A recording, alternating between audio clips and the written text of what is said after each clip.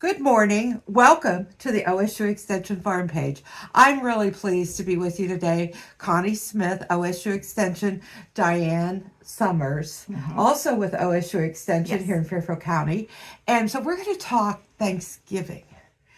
And Diane, as you know, is all about education. She's all about helping folks prepare.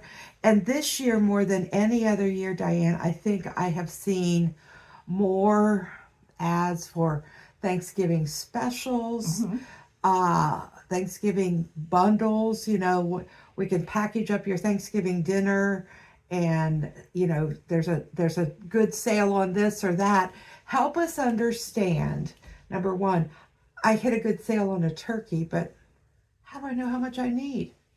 Well, that's always a good question, because when you're looking at turkey and thinking about who's going to actually be there for Thanksgiving, you need to think about how many are adults, how many are kids, how many people are big eaters and really love that turkey, and also, do you want to have leftovers or not?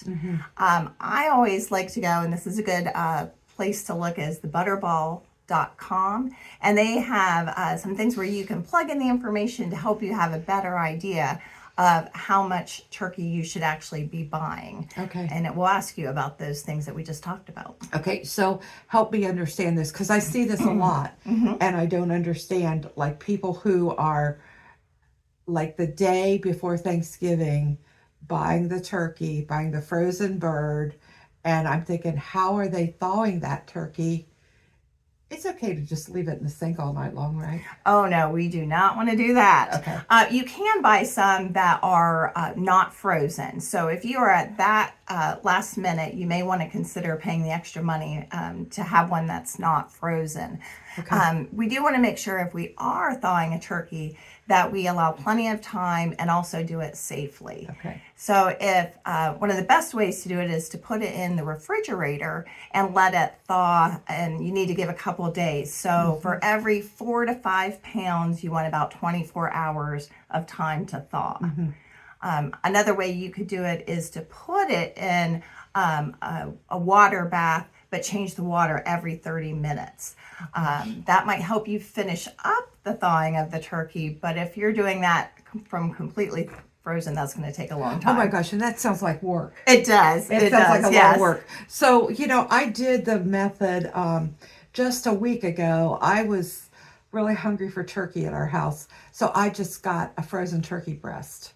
Yes. And then left it in the refrigerator, like you said, for about 3 days. And by the time I was ready to serve it, and use it, it was perfect. It was just the right way to do that. Right. That was a good thing to do. Now, the other thing when you do have it in the refrigerator is you want to make sure you have some type of a pan underneath, because if it does drip, you want to make sure your fresh fruits and vegetables are not getting those juices on there. So again, you're keeping them safe, which in turn is keeping you safe too.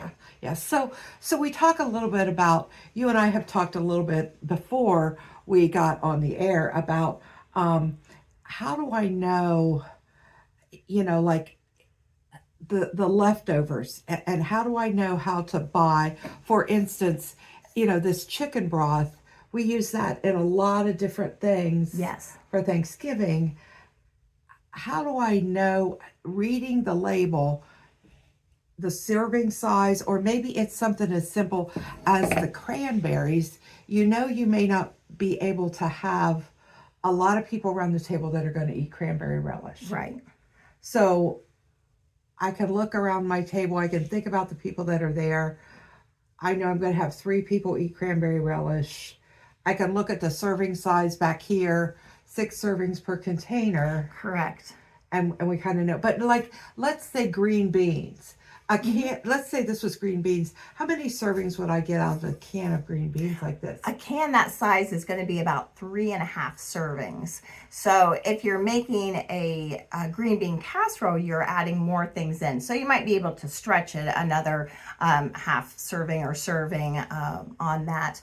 But in general, 1 can that size will give you 3.5 servings. Yeah. So it's kind of hard because, we've talked about, we've seen in the grocery stores bundling up a turkey, the green beans, everything you need. And think about, in our fast-paced world, that might be a quick way to grab. Yeah, it seems like a really easy, great thing to do. However, Deep dive into that. that's right. You want to make sure that the items in there are things that you're actually going to use. Maybe you know how to use them. Will the people at your table enjoy them? And also, is there enough? Because if you have turkey enough for 10 people, but only green beans where you have enough for 3 to 4 people, then you're going to have a little bit of a problem. So you got to really kind of think through what you have. Yeah. Sometimes they give ingredients for like a full recipe, like the green bean casserole. Mm-hmm. But if you don't have the recipe or don't know how to make that, then that might be a problem and you won't get as good of use out of everything. And the other thing I think is really interesting is know what you're going to use. Say like you are grabbing at the store and you're not really paying attention, or you're doing, click list, or you're doing, where they bring the stuff to your car.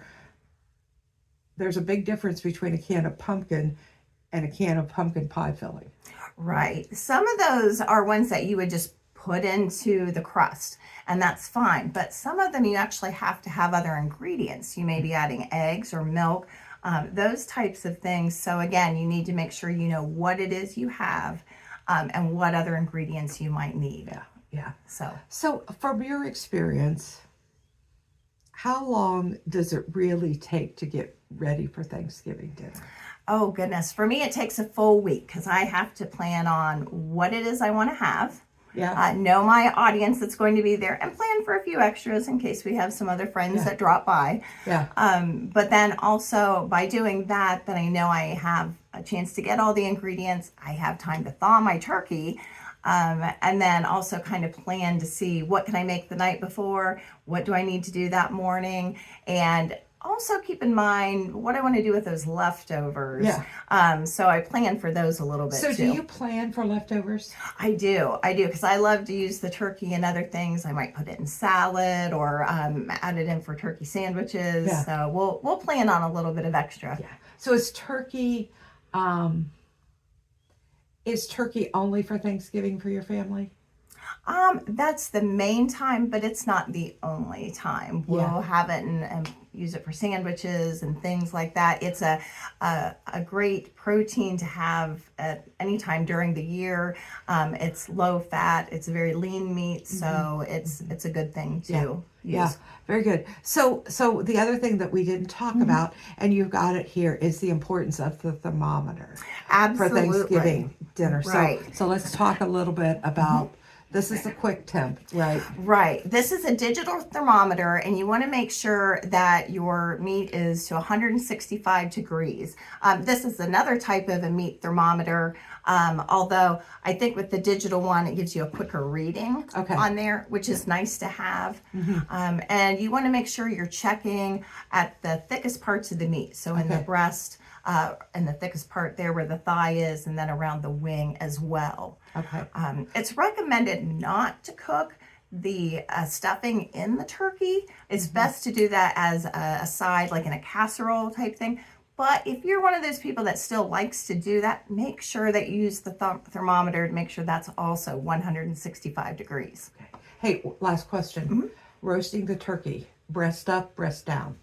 I go for the breast up on there. And if you need to, you can put some foil on to begin with and then take it off. Or if it gets to that beautiful brown, but you are not ready to take it out, you can put some foil over the top then to keep it from getting too dark. Hey, my good friend, special guest today on the farm page, Diane Sommers. She is getting us ready for Thanksgiving Turkey Day.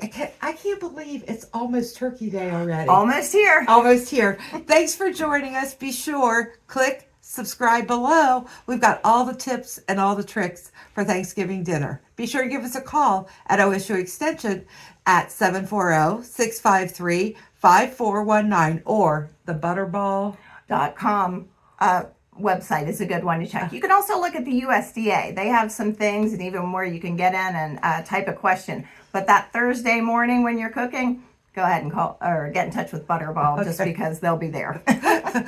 Great information. Thanks for being a part of the farm page.